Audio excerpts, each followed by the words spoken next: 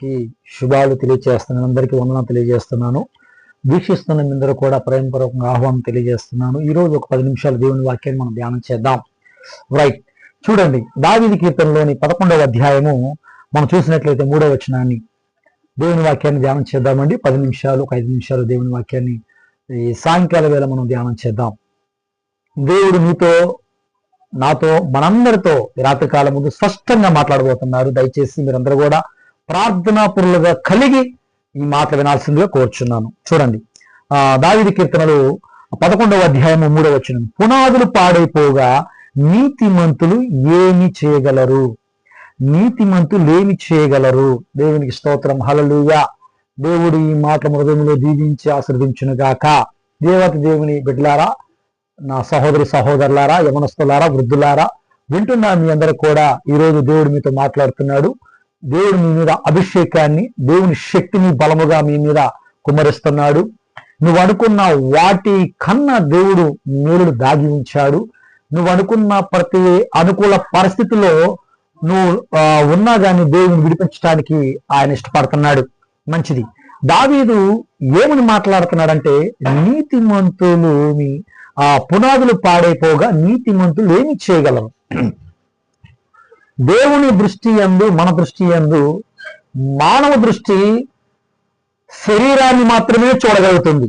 మానవుని దృష్టి శరీరాన్ని, అలంకరణని, అందాన్ని, చందాన్ని, బలగాన్ని, గౌరవాన్ని, స్టేటస్ ని చూడగలుగుతుంది. కానీ దేవుని దృష్టి మన అంతరంగాన్ని చూస్తుంది.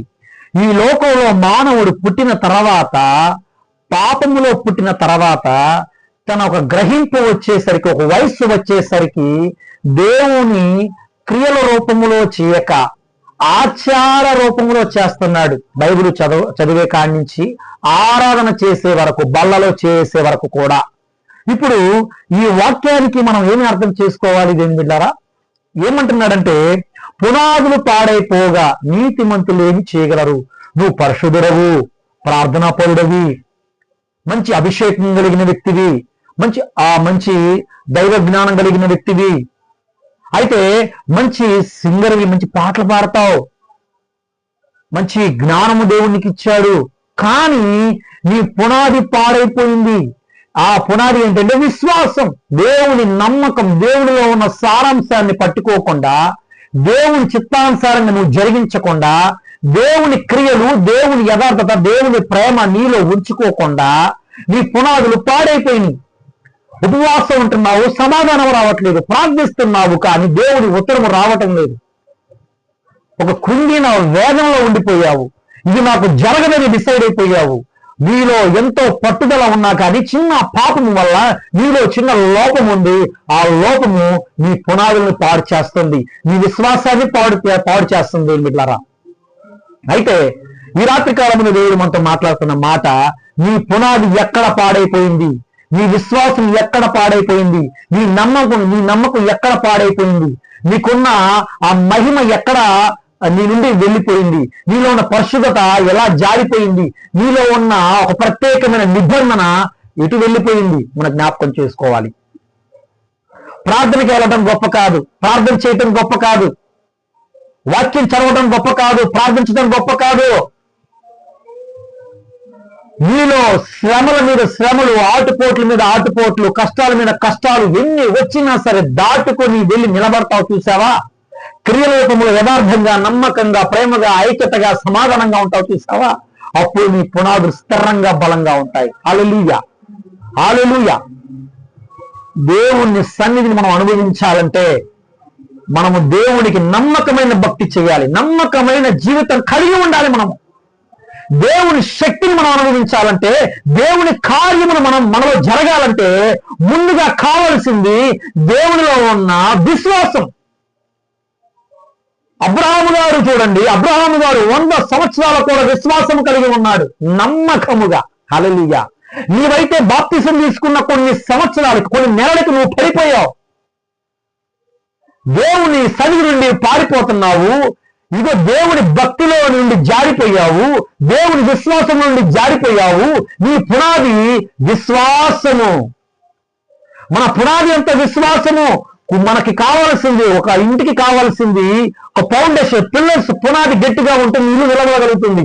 నీ విశ్వాసము, ప్రార్థన శక్తి నిలబడగలిగితే నిజంగానే నీ వాక్యానుసారమైన జీవితం కలిగి ఉన్నావా? దేవుడికి నమ్మకమైన పరిచర్య చేస్తున్నావా? దేవునికి ఇష్టమైన పరిచర్య, దేవునికి ఇష్టమైన బ్రతుకు నువ్వు జీవిస్తున్నావా? దేవుని బిడ్డలకు జ్ఞాపకం చేసుకోండి. ఆనాడు యేసేపు ఆదికాండము 37వ అధ్యాయం నుంచి 40 వచ్చిన వరకు కూడా మనం చూసినట్లయితే ఆ అన్నలందరూ కూడా ఆయన మీద కుట్ర పన్నారు, ఆయన కొట్టారు, ఆయన అవమానించారు, ఆయన నిందించారు. అయినా కానీ యేసేపు తన విశ్వాసాన్ని విడిచిపెట్టలేదు. ఆయన గుంతలో వేశారు, ఆయన ఇతరులకు అమ్మేశారు, అయినా కానీ విశ్వాసాన్ని వదిలిపెట్టలేదు. ఆయన పునాది బలముగా వేసుకున్నాడు, విశ్వాసం అనే పునాది. హల్లెలూయా. మరి నువ్వు ఏం చేస్తున్నావు? ప్రార్థన కలిగిన నీవు విశ్వాసాన్ని ఎందుకు కోల్పోతున్నావు? ఆ అపనమ్మకాన్ని ఎందుకు నీలో ప్రేరేపించుకుంటున్నావు? దేవుడు నాకు కార్యం చేయడు, నా బ్రతుకులో దేవుడు అద్భుతములు చేయడు, ఇన్నాళ్ళు చేసిన నువ్వు బ్రతుకున్నావంటే కేవలం దేవుడు కృప కాదంటారా? హల్లెలూయా. దేవుని విశ్వాసములో నువ్వు ఎప్పుడైతే నిలబడతావో, నీ ఉపవాసము కాదు, నీ బ్రతుకులో, నీ జీవితంలో దేవుని మీద ఆధారపడే ఆ విశ్వాసం నీలో ఉండాలి. హల్లెలూయా. దేవునితో మాట్లాడుతున్నాడు. నువ్వు ఎన్నోసార్లు బైబిల్ చదువుతా మూర్ఖపు మాటలు మాట్లాడావు, లోకపు మాటలు మాట్లాడావు. ప్రార్థన ఆరాధన చేస్తూనే నువ్వు చూడరాని దృశ్యాలు కేవలం చూస్తున్నావు. ఈ ఆరాధనలో ఉన్నంతసేపు బాగానే ఉంటుంది, ఆరాధన అయిపోయిన తర్వాత నీ జీవితము లోకానుసారంగా మారిపోతుంది. నీ పునాది అక్కడ పాడైపోయింది. భక్తి చేస్తున్నావు దేవునికి, మనుషుడికి, దేవుడికి కాదు నువ్వు భక్తి చేస్తుంది. నమ్మకంగా నువ్వు దేవుడి పని చేయట్లా. దేవుడి పని నమ్మకంగా చేయాలంటే నీలో విశ్వాసం అనే పునాది బలముగా ఉండాలి. యేసేపు అవివేయబడ్డా సరే ఒకనాడు ఇదిగో యేసేపుని ఒక ఉన్నత శిఖరాల మీద ఆయన కూర్చోబెట్టాడు. కేవలం విశ్వాసం అనే పునాది, నమ్మకం అనే పునాది. మన క్రియల రూపంలో పొతిఫర్ భార్య కూడా పాపము చేయడానికి పిలిచినప్పుడు యవన కాలములో ఉన్న యేసేపు పారిపోయాడు పాపాన్ని విడిచిపెట్టి. నువ్వు నేను అయితే పాపాన కనులతో పాపము నిండిపోయింది, మన అంతరంగం పాపము నిండిపోయింది, మన హృదయం పాపంతో నిండిపోయింది, మన కాళ్ళు పాపానికి పరిగెడుతున్నాయి, మన చేతులు దేవుని వైపు ఎత్తకుండా అన్ని వైపు ఎత్తేస్తున్నాం. లోకానికి సరెండర్ అయిపోతున్నాం, శాస్త్రానికి సరెండర్ అయిపోతున్నాం. ఈ రాత్రికాలం దేవునితో మాట్లాడుతున్న మాట, నీ పునాది ఎలా ఉంది? నీ పునాది ఎలా ఉంది? దేవుని దేని మీద నువ్వు పునాది నిర్మించావు? విశ్వాసం, ప్రార్థన శక్తి మీద నిర్మించావా? దేవుని వాక్యం మీద నిర్మించావా? లేకపోతే నీ సాక్ష్యం మీద? నీ సాక్ష్యం నువ్వు ఎంతో మందికి నీ సాక్ష్యాన్ని చెప్పావు, కానీ ఆ సాక్ష్యం తగ్గట్టుగా నీ జీవితం ఉందా? ఇప్పుడు కూడా, నేటికి కూడా నీ జీవితంలో రోగాలు పోవట్లా, నీ జీవితంలో మార్పులు రావట్లా, నీ జీవితంలో నీ ప్రవర్తన మార్చబడట్లా, నీ బుద్ధి ఇంకా వంకరగానే ఉండిపోయింది. ప్రార్థన చేస్తూ కొన్ని సంవత్సరాల నుంచి ప్రార్థన చేస్తున్నావు, ఉపయోగము లేదు. ఎందుకంటే నువ్వు నీతిమంతుడివే, పరిశుద్ధుడివే, నమ్మకమైన వాడివే, ప్రార్థనకి వెళ్ళేవాడివే, ప్రార్థనపరుడివే, శక్తి కలిగిన వాడివే, మంచి జ్ఞానం కలిగిన బైబిల్ మొత్తం తిరగేసిన వాడివే. కానీ క్రియల రూపములో నీ అంతరంగం పాపముతో నిండిపోయింది. అందువల్ల నీ పునాదులు పాడైపోయింది, నీ విశ్వాసం పాడైపోయింది, నీ నమ్మకం పాడైపోయింది. ఇక నుంచైనా యేసేపుని ఎవరైతే తృణీకరించారో ఆ యేసేపుని సింహాసనం మీద దేవుడు కూర్చోబెట్టారండి. ఆ యేసేపుని సింహాసనం కూర్చోబెట్టి అన్నల 10 మంది వచ్చి కూడా నమస్కారం చేశారు. హల్లెలూయా. నీకు ఒక టైం ఉంది, ఖచ్చితంగా దేవుడు నిల్చోబెట్టే టైం ఉంది, నిన్ను వాడుకునే టైం ఉంది, నీకు దీవెనలు ఇచ్చే టైం ఉంది, నిన్ను ఆశీర్వదించే టైం ఉంది. నిరీక్షణ కలిగి ఉండు, ప్రార్థనా పరులు కలిగి ఉండు. ఈ రాత్రి కాలంలో దేవునితో మాట్లాడుతున్న మాట, నీ ప్రార్థన ఎక్కడ స్టార్ట్ చేశావు? నీ పునాది ఎక్కడ నీ బేసిక్ ఎక్కడ? జ్ఞాపకం చేసుకో. ఈ రాత్రి కాలంలో దేవునితో మాట్లాడుతున్న మాట, నీ పునాదులు పాడైపోయి అపనమ్మకములకు వెళ్ళిపోయావు. లోకస్తుల్లాగా నువ్వు మాట్లాడుతున్నావు, అన్నిలాగా నువ్వు మాట్లాడుతున్నావు, వేషధారణగా మాట్లాడుతున్నావు. ఒకప్పుడు అది ఉండేది కాదు. ఒకప్పుడు దేవుని యందు నమ్మకంగా భక్తిగా ఉండేవాడివి. నువ్వు వ్యసనానికి బానిసైపోతున్నావు అంటే నీలో ఏమొచ్చేసింది? లోక మనసు వచ్చేసింది. అందుకే నీలో మార్పు, నీలో ఒక పశ్చాత్తాపము రావటం లేదు. పరిశుద్ధాత్మ దేవుడు నీతో మాట్లాడుతున్న మాట నీ పునాదులు పాడైపోయినాయి. నీ పునాదులు విశ్వాసమునే పునాది. నువ్వు మారు మనసు పొంది కూడా మరలా మురికి జీవితంలో బ్రతుకుతున్నావు. ఇక నుంచి అయినా మార్పు చెందు. మనుషులు కనబడదు నీ నీతిమంతుడిగా, పరిశుద్ధుడిగా. బైబిల్ పట్టుకోవడం వల్ల ఉపయోగం లేదు. బైబిల్ మన హృదయంలో ఉండాలి. హల్లెలూయా.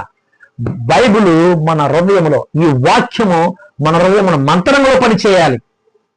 ఖచ్చితంగా అది యేసేబు. ఒకవేళ యేసేబులాగా నువ్వు శ్రమలు పొందుతున్నావా? యేసేబులాగా నువ్వు అవమానాలు పొందావా? యేసేబులాగా నువ్వు నిందలు పొందావా? యేసేబులాగా అనేకమైన అవమానాలను పొందావా? అయినా సరే దేవుడు నీకు ఒక రోజు ఇవ్వబోతున్నాడు. ఒక శ్రేష్టమైన రోజు నీకు ఇవ్వబోతున్నాడు. ఖచ్చితంగా దేవుడు నీ కుటుంబంలో మార్పు తేగలడు. నీ కుటుంబంలో నీకు నెమ్మది, నీ కుటుంబంలో శాంతి, సమృద్ధి ఆయన అన్ని కలుగజేయ దేవుడు. నీకు శాంతి కలుగజేయ దేవుడు, నీకు ఆశీర్వాదం కలుగజేయుడు నా యేసయ్య. ఇక నుంచి ఆయన పశ్చాత్తాపపడి, మారు మనసు పొంది పశ్చాత్తాపపడి దేవుని వద్దకు రా.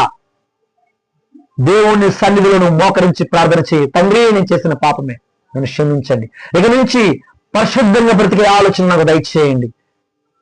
పరిశుద్ధంగా మాట్లాడే మాటలు నాకు దయచేయండి అని ప్రార్థన చేసుకో. ఖచ్చితంగా నీ పునాదులు దేవుడు ఖచ్చితంగా కడతాడు.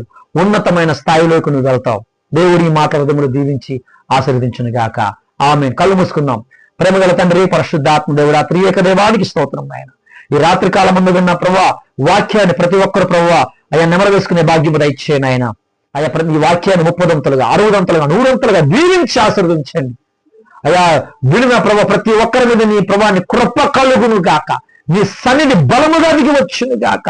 అయ్యా వారికి ఉన్న ప్రభావ లోటు పాట్లు సవరించండి. వారికి ఉన్న ఆర్థిక ఇబ్బందులు తొలగించండి. వారికి ఉన్న ప్రభావ ఫైనాన్స్ తొలగించండి. ప్రతి చీకటి శక్తులు, అంధకార శక్తులు యేసు నామములో బంధించండి. ప్రభావానికి స్తోత్రాలు. ఎన్నో సంవత్సరాల నుంచి ప్రభువా అయ్యా వారి సేవా జీవితంలో ఎన్నో సంవత్సరాల నుంచి విశ్వాసంగా వారు ముందుకు వెళ్తున్నారు నాయన. వారి కుటుంబంలో ఇంకా అభివృద్ధి రావట్లేదు నాయన. వాళ్ళ కుటుంబంలో ఇంకా శాంతి రావట్లేదు నాయన. వాళ్ళ కుటుంబంలో ఇంకా మార్పు రావట్లేదు నాయన. ఇంకా నుంచి అయినా పరిశుద్ధంగా బ్రతికే ఆలోచనలు వారికి అందరికీ దయచేయమని, రక్షణ లేని వారికి రక్షణ దయచేయండి. రక్షించుకున్న వారిని ప్రార్థన పరులుగా చేయమని, ఈ రాత్రికాల మందు 2 ఆశీర్వాదం కుమ్మరింపు చేయమని, పరిశుద్ధాత్మ సహవాసం వారి మీద మెండుగా కుమ్మరించమని ప్రభువైన యేసు క్రీస్తు పరిశుద్ధ నామములో అడిగి వేడుకొని పొంది ఉన్నాను తండ్రి. ఆమేన్, ఆమేన్, ఆమేన్. దేవుడు మిమ్మల్ని దీవించి ఆశీర్వదించును గాక. ఆమేన్.